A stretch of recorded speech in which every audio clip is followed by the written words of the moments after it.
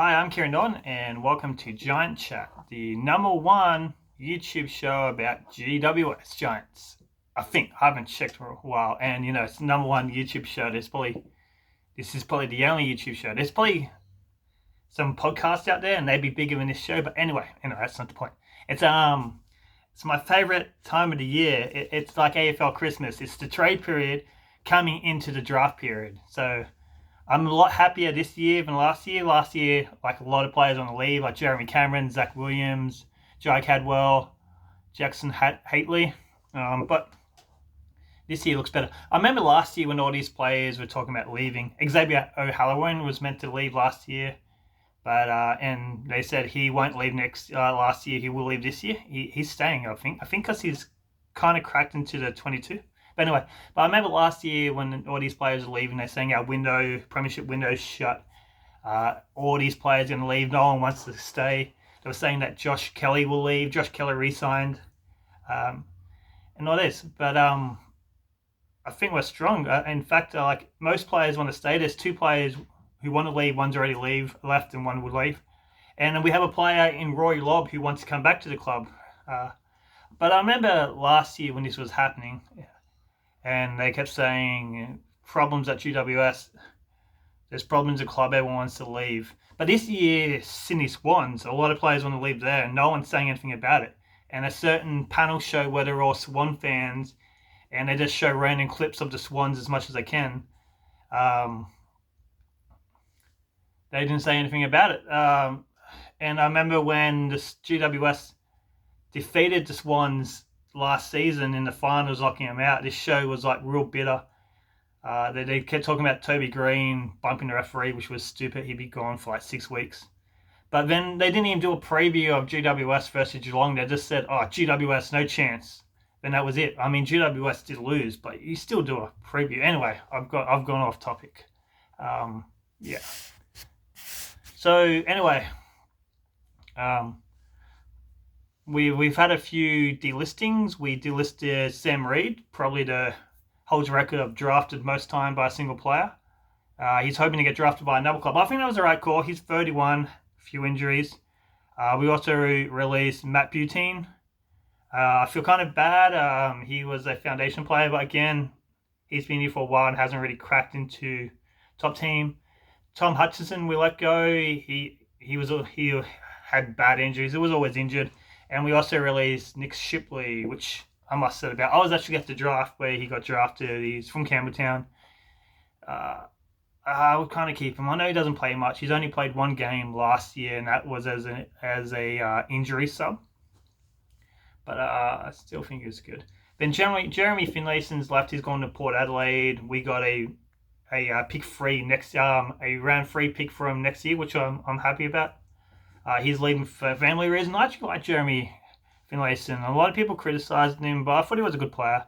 And, he was in and out of the team, but I think he did the job when he was in the team. Bobby Hill wants to leave. He wants to go to Essendon, but we kind of have bad blood with Essendon at the moment after the whole Jay Cadwell trade, and we took pot shots at the club. But anyway, experts are saying we should keep him. He comes off the contract next year. But I'd get rid of him. He doesn't want to be here. We can bring in a player who wants to be here. He's a good player. I like him. But, he wants to leave, again, for family reasons. Shane Mumford should retire. I've been saying that for the last few years. I mean, he played good football for us this year, but quit way ahead. And I think our ruck positions are all right. I mean, we've got Brendan Prius, who hopefully won't get injured for the whole season next year.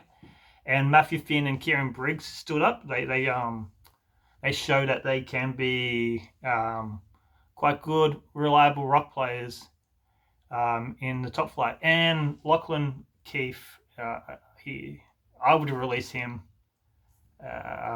He's played good for us. I've been happy with what he's played. He probably should have played in the grand final team, but we dropped him. He turns 32 next year. He's just coming off an ACL. I would let him go and bring in some fresh blood. So, yeah. And if we do all that, that would leave us 7 spots to fill in our roster. We got 4 draft picks this year, 7 spots to fill. Um, I'm thinking maybe I like the mid-season draft. So do we leave a spot open to draft someone mid-season? I was a fan of the mid-season draft. I was a fan. I was quite impressed with what James Peatling did.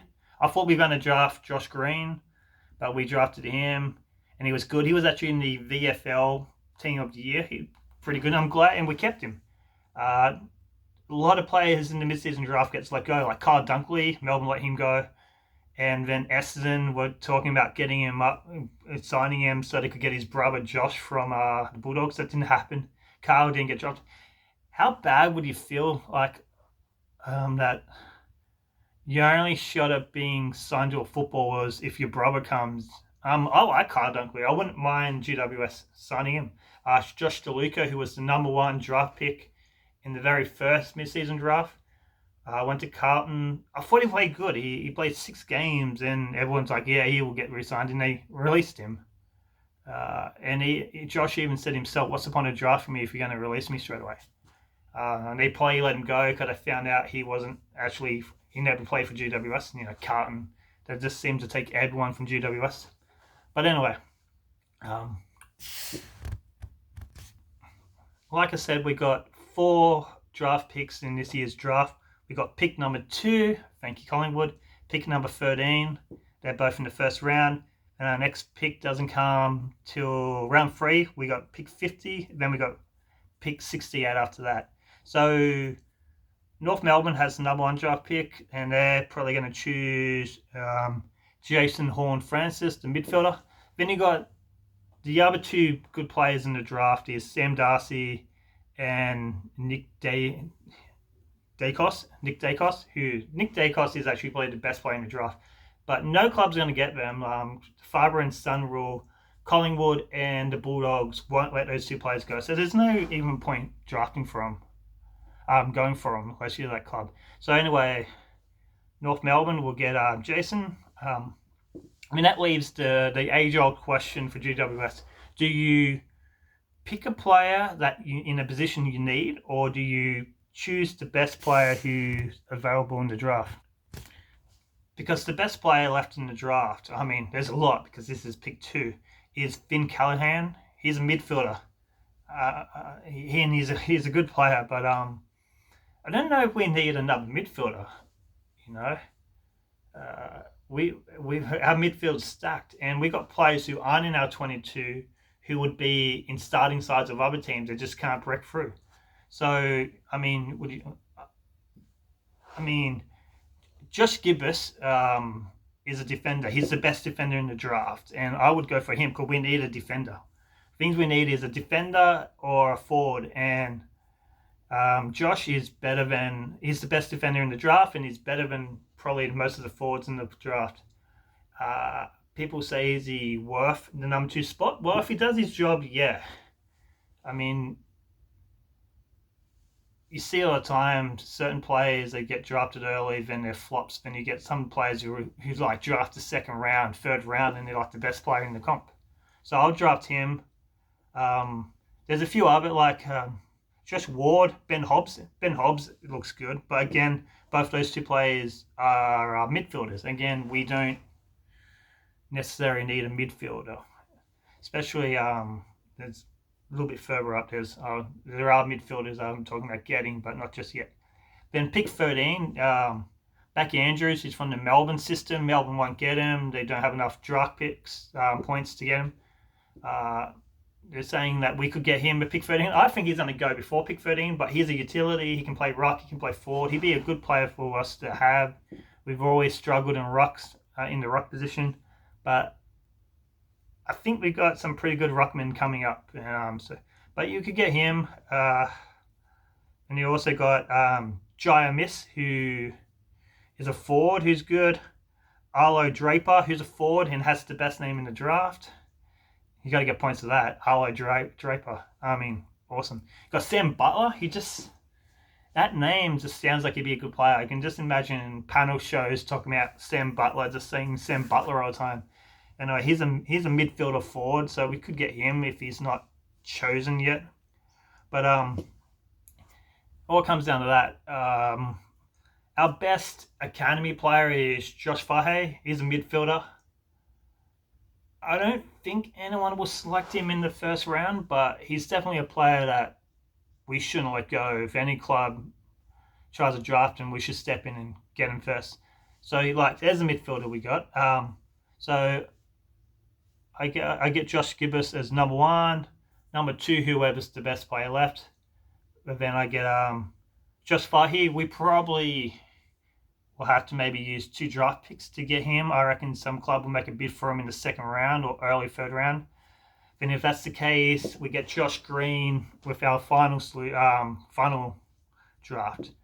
Again, Josh Green, brother of Tom Green, who's a star player, academy player. He's a utility. He can play in numerous positions. Handy player to have. Was unlucky to be drafted last year. Unlucky to be drafted the mid-season draft last year as well. Trained a little bit with Richmond, so I don't know if we can draft him in the draft. If we can't, pick him up in the rookie draft, and that's about it. Rookie draft, yeah, get Josh Green if we can't draft him, and get Nick Shipley there. I don't want to see Nick Shipley lost to the club. I reckon we should get him. And say we draft 4 players in the draft, that would give us 3 spots to fill. If we get Nick Shipley, that would give us 2 spots to fill. I would actually just a couple of Carlton players. I'm thinking of former Carlton players getting, which like they get all our players, so we should get some of them. And one would be Michael Gibbons, who was overlooked in the draft for so long. When he finally got drafted, well, he didn't get drafted. He got picked up after the draft, and he's played. He's a midfield forward. He's a good player. I'll play him in the forwards because that's what we need. But he's played 47 games. I thought it was good. I would get him, and I would also get Josh DeLuca. I've had my eye on him for ages. I think he's a good player. I think it was unfairly released by Carlton.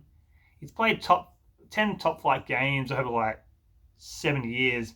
Both these 2 players are 26, coming to 27. So they should be like in the prime of their careers, and I would get them. And they're a little bit, even though they haven't really played that much top flight games, they've been around in the VFL for a lot, and they can bring experience to our young squad. So yeah, that's about it. Let's talk about Rory Lobb coming back, which I wasn't necessarily the biggest Rory Lobb fan when he was here originally, but we were playing him in the ruck, and we were struggling in the ruck. Maybe if we play him in the forward, I think he's been playing pretty good football at Fremantle, who is doing yet another rebuild. The rebuild never ends there. I feel sorry for that fight. Not just like he's a loyal player or anyone else would have left that bastard case of a club. Rory Lobb, maybe depends. It depends if we get him for cheap. He's on $700,000 a season at Fremantle, which is a lot for him. Maybe we can get him for cheap. And there's also word of us getting Chad Wingard from Hawthorn and giving Hawthorn pick 13 for him. Chad Wingard, he's a good player. He's 28, turning 29. But I just got a feeling he'd be a player that we sign, and he will play like 3 games and be out for the season for us. I don't know if we necessarily need him. Don't know if he's worth pick 13. I mean, I can see why you're doing it, because of COVID, the VFL was so stop-go, you don't really know who the good players are.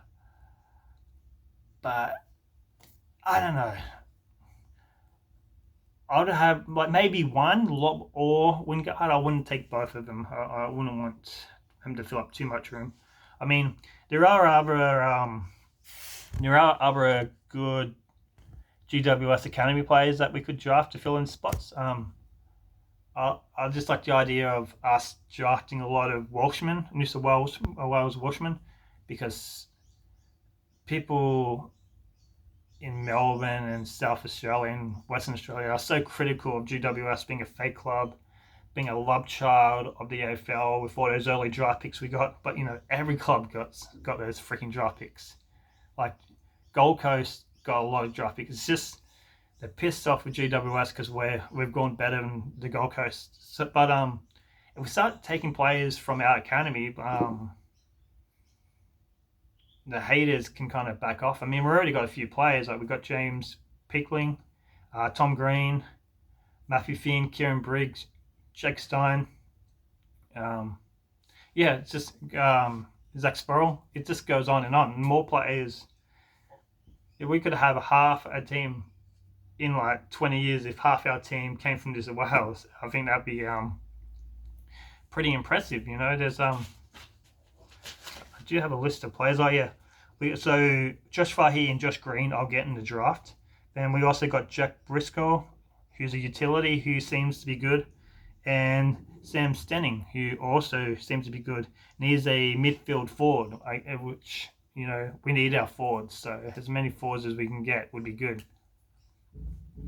Anyway, that's all I have to say. So today's Monday. The draft ends 7:30 this Wednesday. Let's just see what happens. Yeah. Oh, sorry, not draft. Sorry, the trade period ends. So it's Monday. Trade period ends 7:30 p.m. on Wednesday. So exciting times. Let's see what happens. I would release Bobby Hill just to lock up that spot. Get rid of Mumford and Keefe just to get more spots. And Lobb or Wingard, not both. Probably Rory Lobb. He seems to be the more fitter one.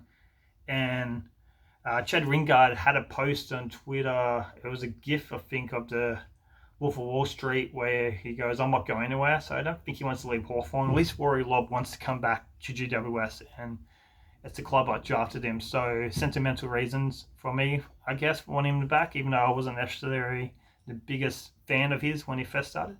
But anyway, that's all the time I have. That's all I have to talk about today.